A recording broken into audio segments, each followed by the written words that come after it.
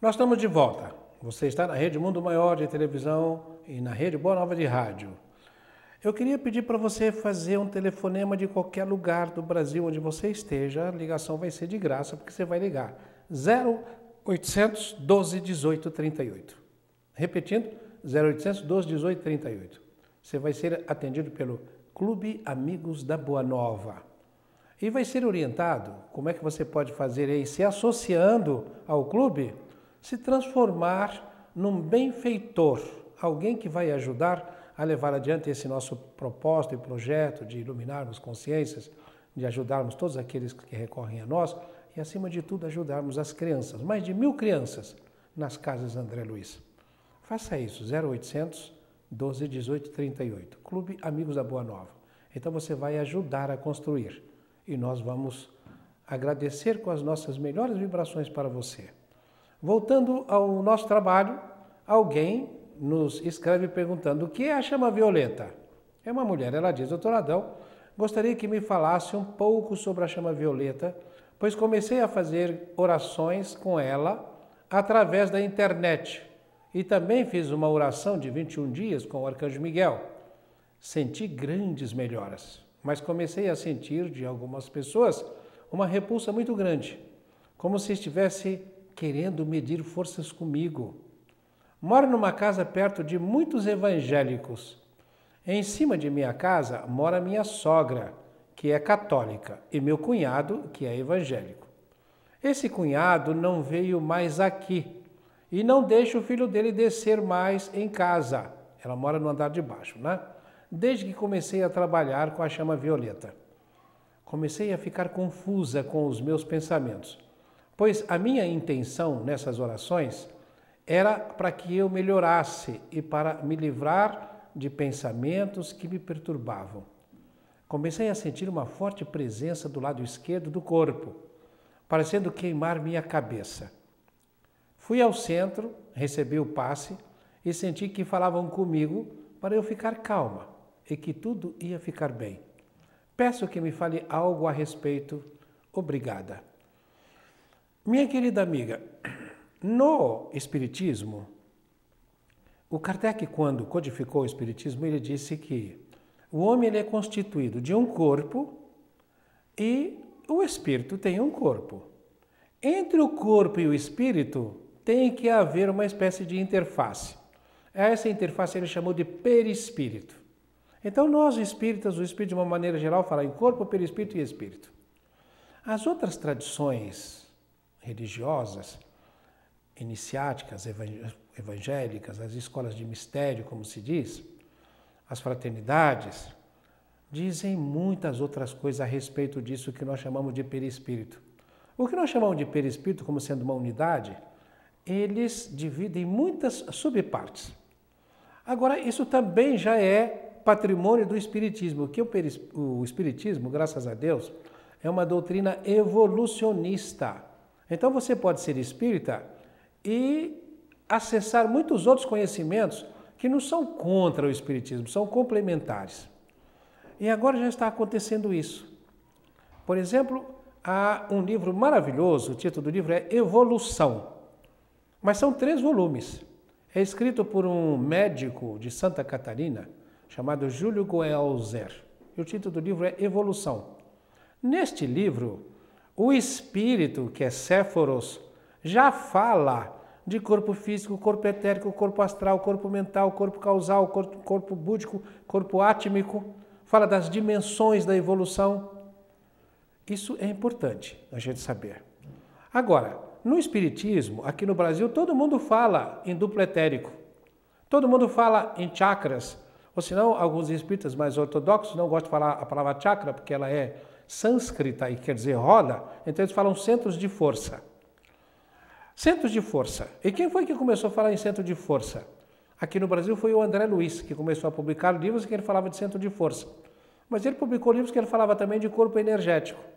Mas no Espiritismo, tá? Não aquele que, através da mediunidade, aquele aqui que mais primeiro falou foi o comandante Edgar Armon, o antigo secretário da Federação Espírita aqui do Estado de São Paulo. Só que o Armon, ele havia sido da teosofia, havia estudado teosofia, ele conhecia isso.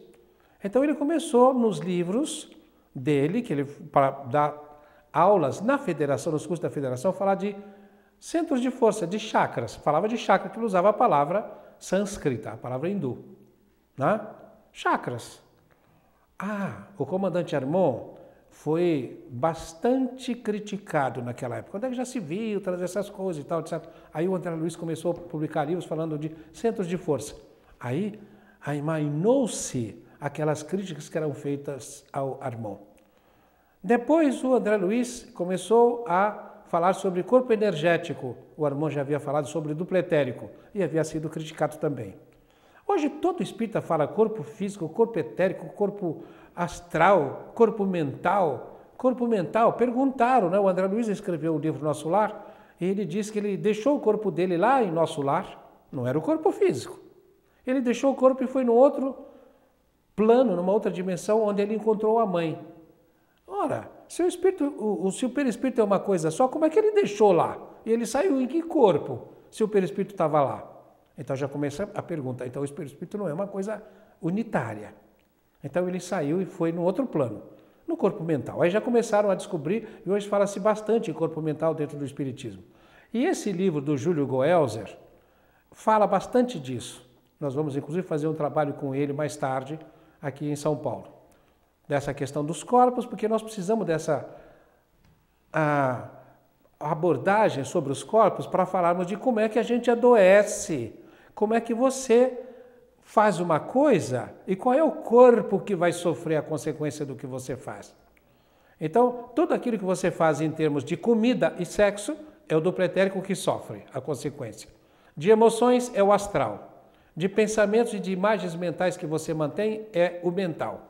Então, nós precisamos desta noção dos corpos, e isso está ficando cada vez mais, a cada dia que passa, mais clara para todo mundo.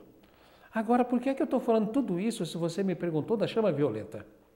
É porque quando se fala de chakras, nós aprendemos que temos 7 chakras, os 7 centros de força no nosso organismo. O primeiro deles, que é chamado de chakra básico, tem um nome em sânscrito, Muladhara, em sânscrito. O chakra básico é na genitália, na base da nossa espinha, e tem a cor vermelha. E por que chama chakra ou roda? Ele tem inclusive pétalas, então esse básico ele tem 4. Depois, ele está relacionado com o quê? Isto que está no duplo etérico e no astral está relacionado com o físico, está relacionado com as glândulas reprodutoras. Depois nós temos o segundo, mais acima, que está na altura do baço e tem relação com o baço. E a cor dele é alaranjada.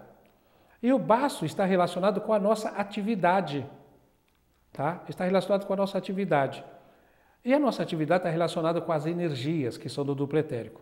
Então ele está muito relacionado com o duplo etérico. E está relacionado com o baço. Cada chakra com uma glândula. Depois acima nós temos o chakra gástrico, que está relacionado com o quê? Com as suprarrenais. Está relacionado com as suprarrenais. E ele tem a cor amarelo dourado. Depois, logo mais acima, na altura do coração e relacionado com a glândula timo, nós temos o chakra, ou o centro de força cardíaco. E, veja, eu estou dizendo as relações, o chakra gástrico está relacionado com o astral inferior. O astral inferior é você se manter aquelas emoções mais pesadas, está entendendo? Com o astral inferior, com a parte astral mais inferior.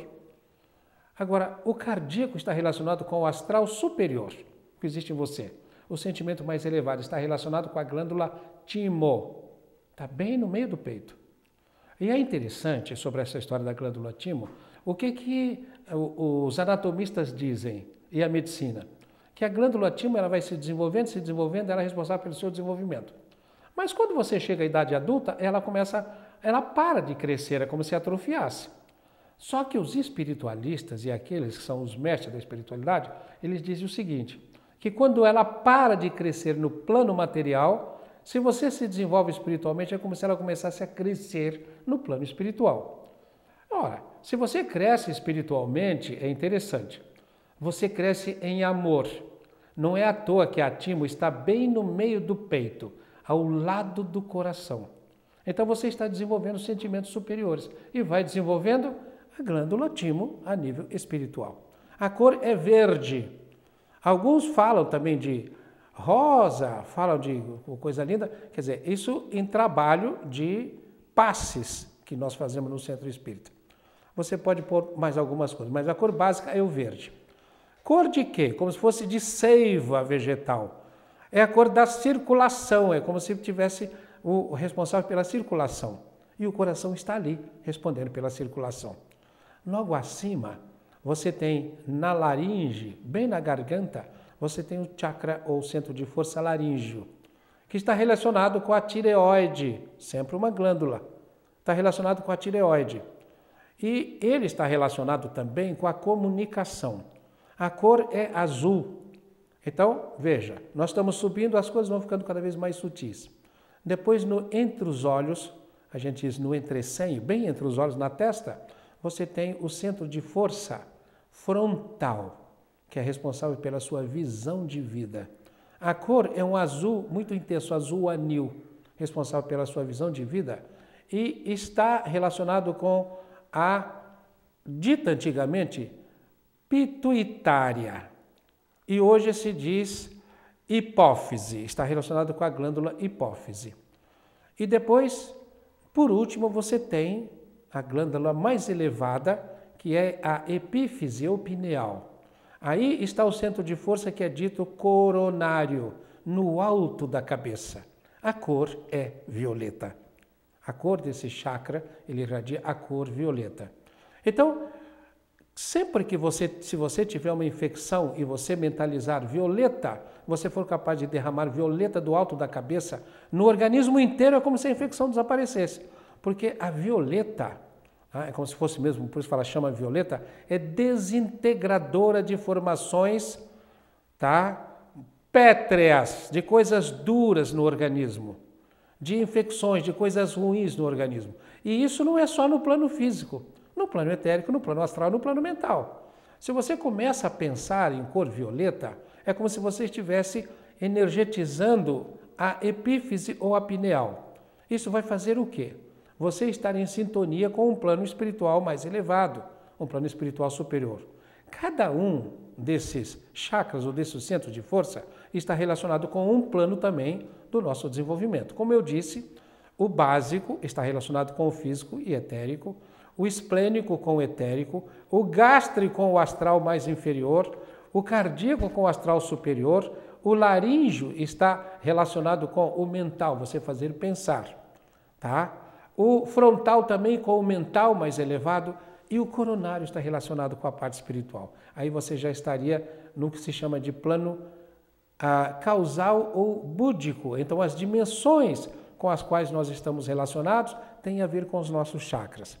Por isso, minha querida, quando você começa a fazer uma vibração qualquer com a chama violeta, todo o pessoal da fraternidade, dos mestres ascensos, do Saint Germain, está relacionado com essa história de chama violeta. Você começa a pensar em chama violeta, você precisa tomar cuidado, porque não basta pensar em chama violeta. Se você pensa em chama violeta, você pensa em chama violeta e cria uma sensibilidade atinente, tá entendendo? Que diz respeito à chama violeta. Mas se você tiver maus pensamentos, se você começa a achar que a sogra que está em cima é chata, então você tem a chama violeta, mas é como se você pegasse uma coisa muito rica e misturasse com uma coisa muito pobre. Você precisa ter coerência. Coerência é uma palavra que vem do latim coherens, ou seja, aquilo que tem amarrios, que é amarrado. Então é como se tivesse uma coisa amarrada na outra. Você não pode fazer a vibração da chama violeta sem ficar mais sensível. E se fica mais sensível, é claro que o seu ambiente começa a fazer como uma espécie de oposição a você. E nessa oposição a você está a sua oportunidade. Jesus disse assim, no mundo tereis tribulações, mas tende bom ânimo, eu venci o mundo. O Paulo de Tarso diz, a tribulação traz fortaleza. Então você não pode crescer sem oposição no mundo. A pior coisa que você pode fazer é pensar que você está aqui no mundo para que tudo corra às mil maravilhas para você. Que você está aqui no mundo para somente ser feliz. Aí você vai querer transformar o mundo naquilo que Jesus falou quando ele se dirigiu aos fariseus. Vocês parecem meninos. na praça. Vocês querem o quê? Um parquinho de diversões? Correm, cantam, dançam, é isso que vocês estão querendo. E aí ele diz para os discípulos mais tarde, no mundo tereis tribulações. Não é à toa que isso aqui é um planeta de provas e expiações. Prova é para você crescer. Expiação, para você se livrar do passado negativo que você teve. Qual será o seu desafio com essa sogra que está no andar de cima, esse cunhado que não deixa mais o seu sobrinho descer para brincar embaixo, na sua casa, os evangélicos que estão em volta? O seu desafio é amar a todos. O seu desafio é fazer a vibração da chama violeta também para eles. Faça para eles. Fazendo isto, você vai estar se sintonizando com o bem.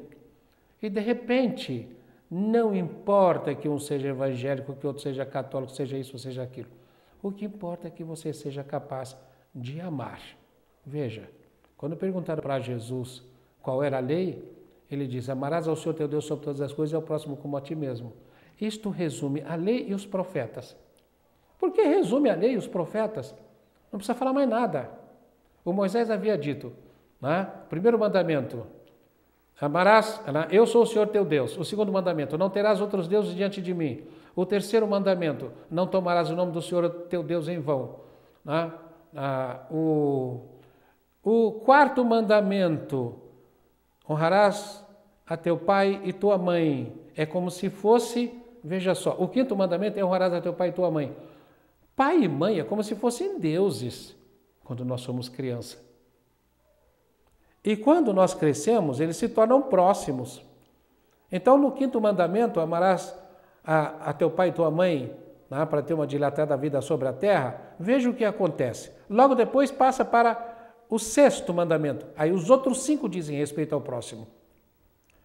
Não matarás, não adulterarás, não furtarás, não levantarás falso testemunho e não cobiçarás nada do teu semelhante. Algumas tradições dizem, não cobiçará a mulher do próximo e depois não cobiçar nada do seu semelhante. Algumas trazem, né? Não cobiçar nada do teu próximo. Aí está incluída a mulher dele também. Está incluído os bens dele, está incluído tudo. Porque, e aí Jesus diz, isso resume a lei e os profetas. Significa o quê? Primeiro Deus, sobre todas as coisas. Depois o próximo como a si mesmo. E para amar o próximo como a si mesmo, porque esse como a si mesmo é você que tem que pensar que é como se ele fosse você?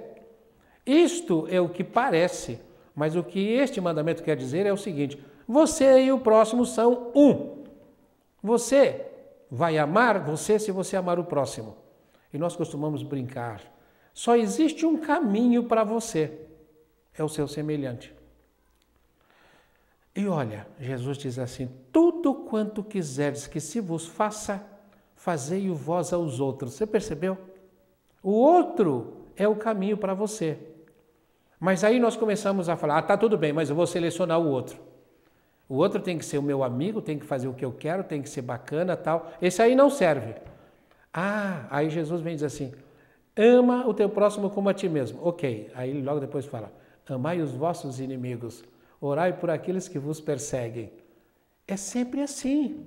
Você tem que encarar. E o mais interessante de tudo é que quanto mais difícil for o desafio para você, e quanto mais você se dispuser a enfrentar o desafio e fazer exatamente aquilo que o Cristo nos pede, que o Mestre nos pede, mais você vai ter uma resposta positiva.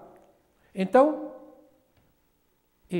ama o teu próximo como a ti mesmo. E faça essa vibração da chama violeta para todas as pessoas à sua volta. Se não, você basta rezar o Pai Nosso. Tá? Eu queria dizer para vocês, se quem quiser entrar em contato conosco, é só escrever para o nosso e-mail, almaquerida@redemundomaior.com.br. Nós vamos ter muito prazer, como temos de estar falando com você. Chegamos ao final do nosso programa. Paz e luz no coração de todos e até a próxima semana, se Deus quiser.